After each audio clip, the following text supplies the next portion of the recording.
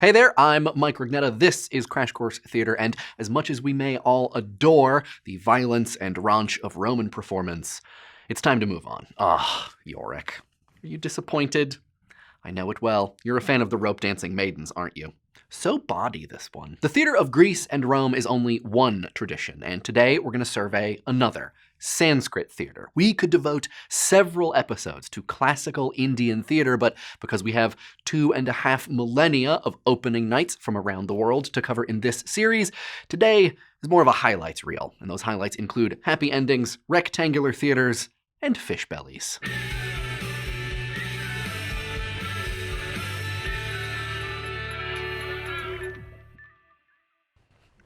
We don't really know when Sanskrit theater started or how it evolved, but likely it followed a process similar to Greek drama and, spoiler alert, the future reemergence of theater in the medieval period. Basically, people create religious rituals to honor their gods. Someone gets the bright idea that instead of just singing praises, it might be cool to act out some devotion, and before you know it, you have characters and plots and sometimes a chorus of frogs. Theater! Sanskrit literature starts at around 1500 BCE, and like Greek literature, it was originally an oral tradition. Its great works, the Mahabharata and the Ramayana, weren't written down until much, much later. The Mahabharata is an epic tale of a battle between two groups of cousins.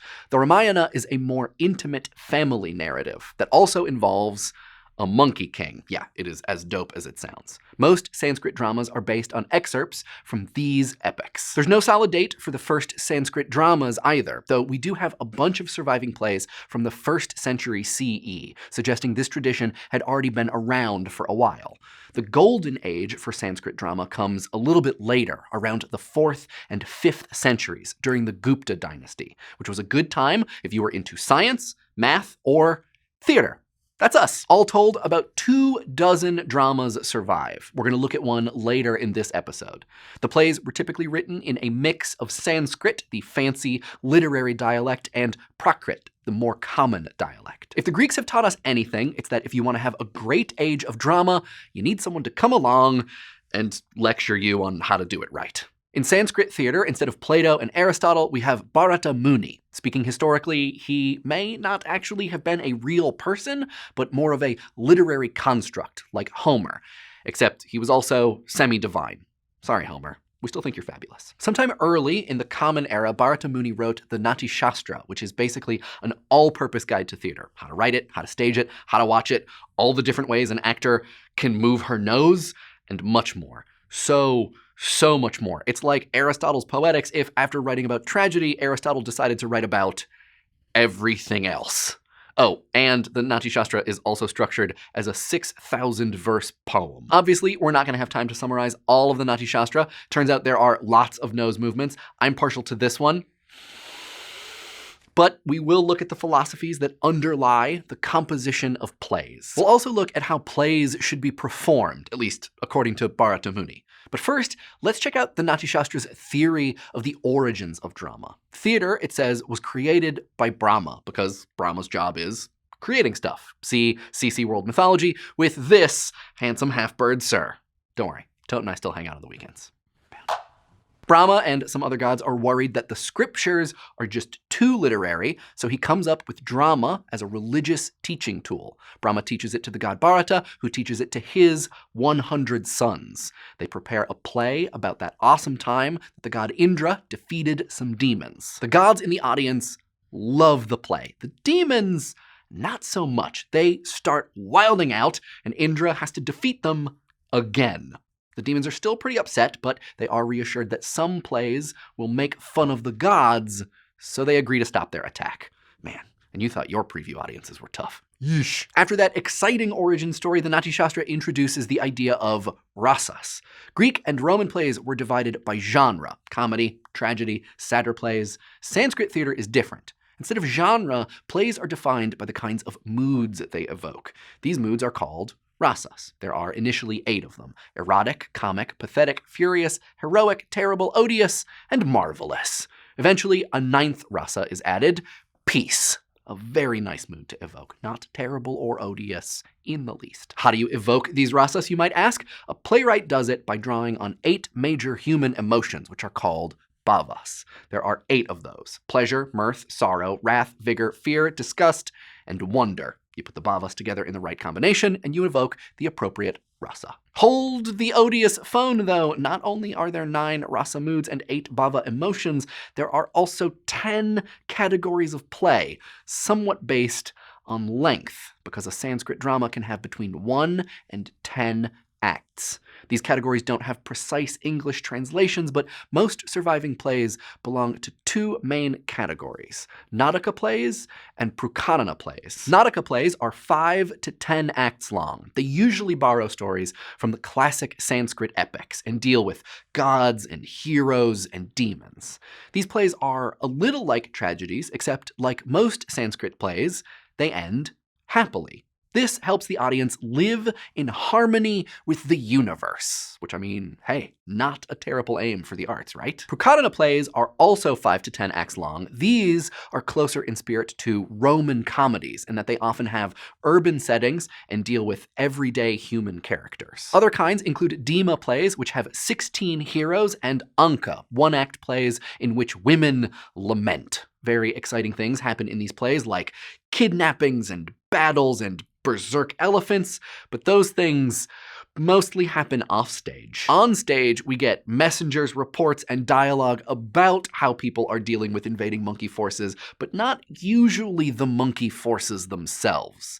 Which, I mean, makes sense. What director wants to manage the blocking for an army of monkeys? Besides what types of plays there are, the Natyashastra also has a lot of ideas about how plays should be staged. Like Greek and Roman theater, Sanskrit theater was often staged in conjunction with religious festivals and preceded by elaborate religious rituals. But unlike Greek and Roman theater, players weren't exclusively men. Troops were male, female, and mixed gender. Plays were also sometimes commissioned as court performances. Bharata Muni says, although the best spectators are noble, theater is for all classes. Members of the 4 castes, priests, warriors, merchants, and peasants, all seem to have gone to the theater, though they didn't get to sit together. No classical Sanskrit theaters survive, and sadly, we know nothing about their concession snacks, but Bharata Muni does have some pointers on architecture. Theaters could be rectangular, square, or triangular, and small, medium, or large. The medium-sized rectangle was the most popular design. And in case you're thinking, hey, isn't bigger better? It turns out you are more right than you think, because large rectangles are reserved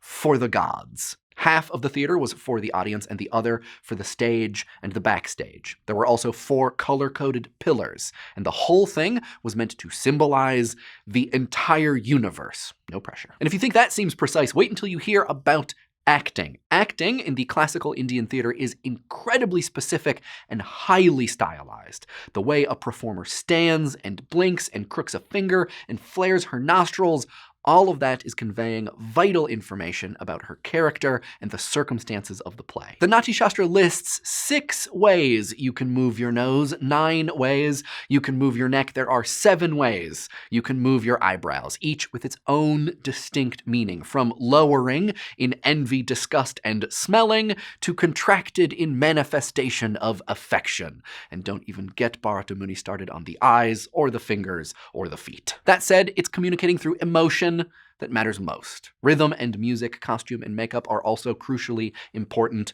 Props too, but not scenery. Sanskrit drama doesn't do scenery. To get a feel for how these plays played out, let's take a look at one of the most beloved Sanskrit dramas, Kalidasa's The Recognition of Shakuntala. No solid date for this one, but best guess, early in the Common Era. Thought bubble? You better recognize. In the first act, King Dushyanta is out hunting deer near a bunch of hermitages when he decides to hide behind a tree, perving on some beautiful hermit maidens, especially Shakuntala. The king falls in love, but oh, dip, she's in the wrong caste. The king mopes because he's so in love with the hermit girl and is trying to find an excuse to see her. But then, 2 youths come and ask him to protect the hermitage. Score! Before long, the king and Shakuntala confess their love. By the next act, their wedding has taken place and also, presumably, sex. Then the king has to leave to do king stuff.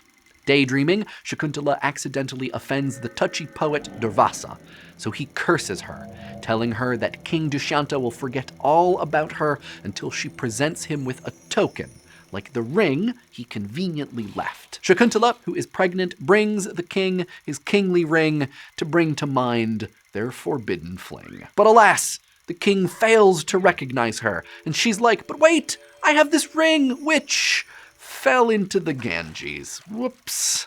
Shakuntala leaves the palace dejected, and after a long while, a fisherman finds what is clearly a kingly ring in the belly of a fish. When the king sees it, he remembers Shakuntala, but is busy fighting demons. After the king defeats them, Indra rewards him with a ride through the heavens. In the final act of the play, Act 7, the chariot lets the king off at a hermitage.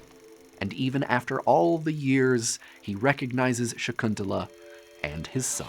Thank you, Thought Bubble. Reunited! And it feels so good. Yay. A happy ending. Harmony with the universe achieved. As you can see, a Nautica is very different from its Greco-Roman counterparts. 7 acts, a lot of events, a multi-year span, a ton of locations, and a distinct mix of tragedy and comedy and prayer and sex and hermits. Sorta has it all.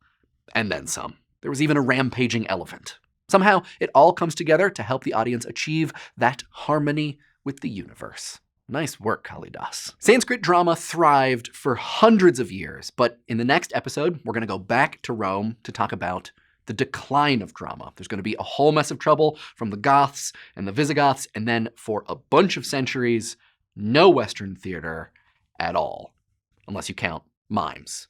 Turns out the Dark Ages means dark nights for theater, too. Get it, York? Because a dark night is a night where there isn't a performance in a theater, and it's closed. Oh, tough customer, this guy. All right, until next time, curtain. Crash Course Theater is produced in association with PBS Digital Studios. Head over to their channel to check out some of their shows like The Art Assignment and Eons and It's Okay to Be Smart. Crash Course Theater is filmed in the Chad and Stacey Emigol's studio in Indianapolis, Indiana, and is produced with the help of all of these very nice people. Our animation team is Thought Cafe. Crash Course exists thanks to the generous support of our patrons at Patreon. Patreon is a voluntary subscription service where you can support the content you love through a monthly donation and help keep Crash Course free for everyone forever. Thanks for watching.